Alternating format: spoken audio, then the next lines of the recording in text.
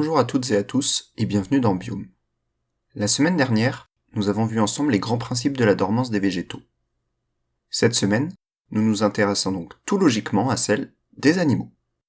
Car certains animaux font aussi de la dormance. Les exemples étant très nombreux, j'ai choisi de ne parler que des mammifères et de certains insectes. En général, on appelle la dormance diapause chez les animaux, et notamment les insectes pour qui ce terme est très souvent utilisé. Étymologiquement, diapause est composé de dia, qui signifie ici processus, et de pause, qui est un terme transparent. Cela sous-entend un arrêt temporaire des processus de vie, donc du métabolisme, tout comme nous avions vu pour les végétaux la semaine dernière. Concernant les insectes, tout d'abord, peu d'insectes migrent, dû à la distance que cela représenterait pour ces petits animaux qui vivent parfois seulement quelques mois. Donc, la plupart mettent en place des diapauses, à différents stades de leur développement. Chez les abeilles vivant en ruche, elles se regroupent tout en restant en mouvement pour maintenir une température permettant leur survie, mais ne sortent pas.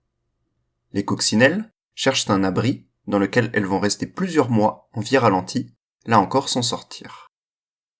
Enfin, les hannetons, qui vivent plusieurs années sous forme de larves dans le sol, réalisent donc plusieurs diapauses à différents stades de leur développement larvaire, jusqu'à une diapause sous forme adulte, la dernière année, avant de s'envoler. Quel que soit le stade, ils s'enterrent dans le sol, à l'abri du gel, et stoppent toute activité. Et comme nous avions vu pour les graines des végétaux, les insectes sont nombreux à pondre avant l'hiver.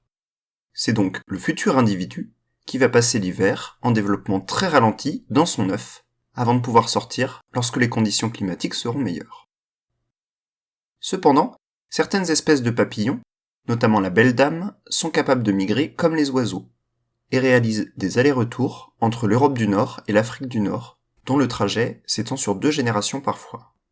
Ainsi, une partie des individus qui partent n'arrivent pas, ce sont leurs descendants qui finissent le voyage. Chez les mammifères, il existe 2 grands types de dormance, que l'on appelle hibernation et hivernation. La première est la plus connue. Elle consiste en un sommeil très profond, pendant lequel les organismes sont très ralentis. Par exemple, les marmottes, les hérissons, ou encore la plupart des chauves-souris hibernent. Le rythme cardiaque de cette dernière descend d'ailleurs jusqu'à 4 battements par minute, contre 400 en phase d'activité et plus de 1000 en vol.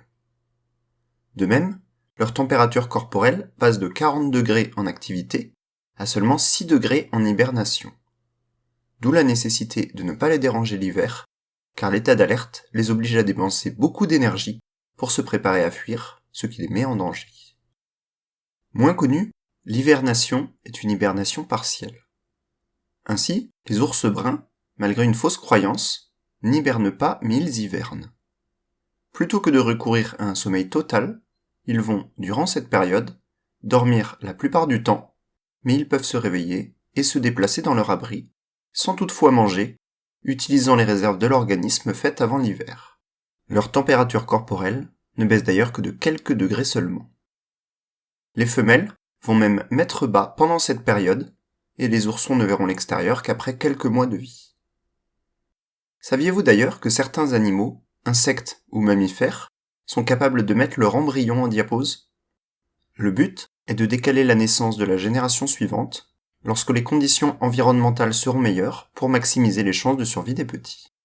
Cela a déjà été observé chez plus de 130 espèces, dont des ours, des loutres ou encore des kangourous. La semaine prochaine, pour le 20e épisode de Biome, nous parlerons de la niche écologique, une notion très importante en écologie, qui détermine la place et le rôle d'un être vivant dans un écosystème. Bonne semaine et à bientôt dans Biome.